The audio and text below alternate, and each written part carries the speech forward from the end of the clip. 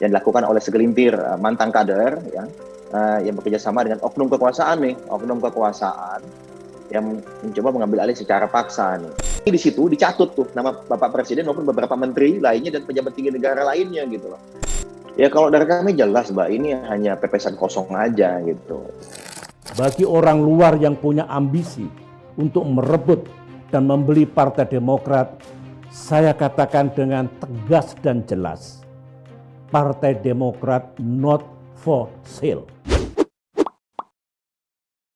Ya, di sini udah ada Mas Zaki, Herzaki Mahendra Putra, Kepala Badan Komunikasi Strategis Partai Demokrat. Halo Mas Zaki, apa kabar? Baik Mbak Keiko, ya apa kabar? Sehat-sehat selalu ya.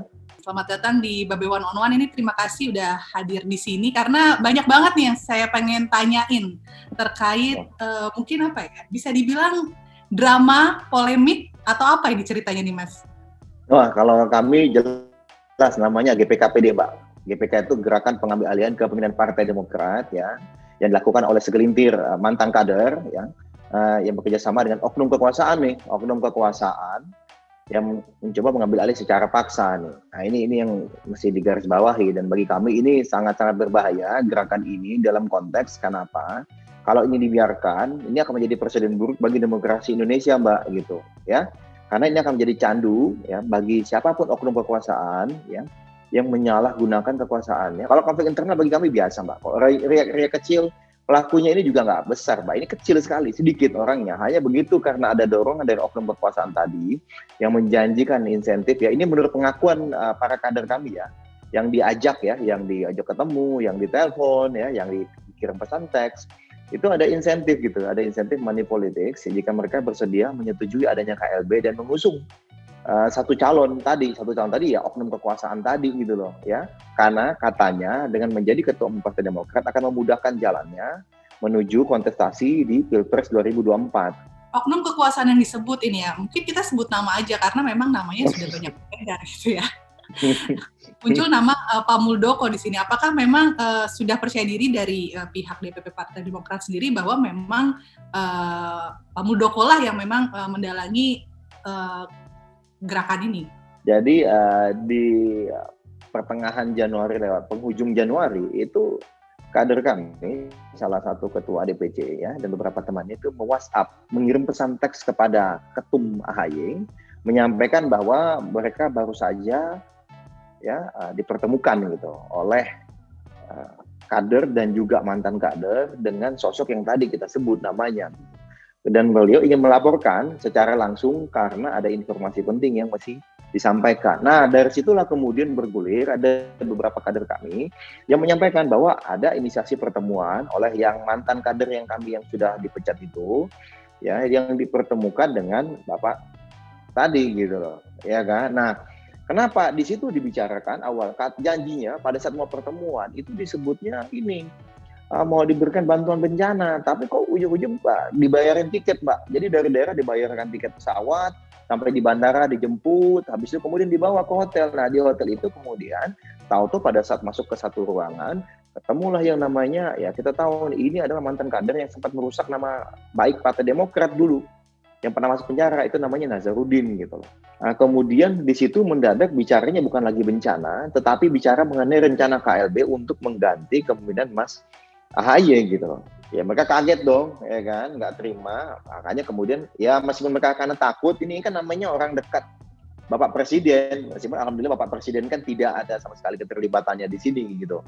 Nah, tapi tetap aja membuat mereka takut. Apalagi di situ dicatut tuh nama Bapak Presiden maupun beberapa menteri lainnya dan pejabat tinggi negara lainnya gitu loh. Tampaknya Mas Zaki agak ragu-ragu untuk sebut merek gitu, tapi kan kita tahu nama-nama yang memang sudah tersebut bahwa sebagai penyelenggara di pertemuan pada Januari lalu gitu. Ada dan juga mantan terpidana koruptor Nazarudin dan juga ada kepala staf kepresidenan Pak Muldoko. Ini saya nyebut nih ya. Mas Zaki tinggal aja nih ya. Iya benar.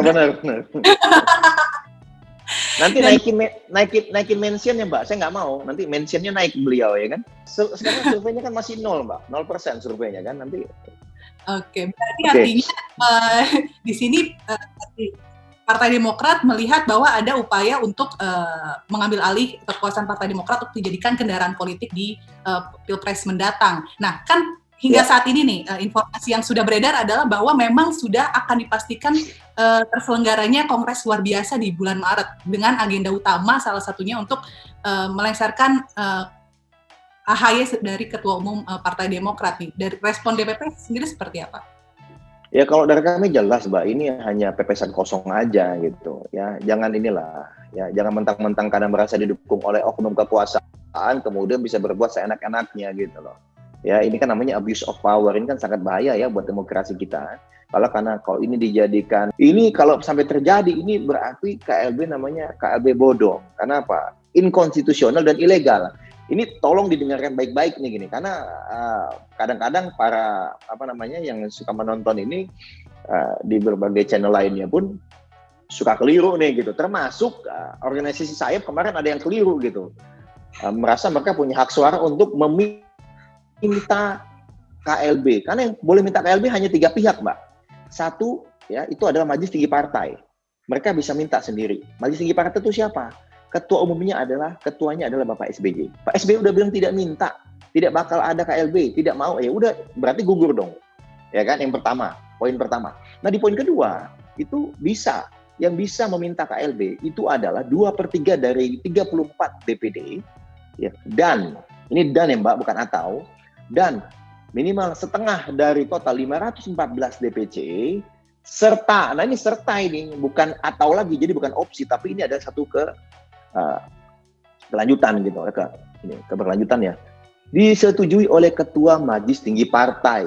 Loh, Pak SBY udah bilang tidak ada KLB, ya jadi nggak mungkin ada KLB. Kemudian 34 ketua DPD pun sudah datang ke Jakarta, ya, kemudian menyampaikan bahwa mereka menolak keras KLB, dan mereka menolak pengkhianatan dilakukan oleh segelintir kader dan mengusulkan agar para kader itu dipecat. 7 orang kader sudah sekarang disebut sebagai mantan kader karena sudah ada pemecatan. Apakah artinya DPP Demokrat sendiri sudah punya list lanjutan untuk melakukan pemecatan lagi?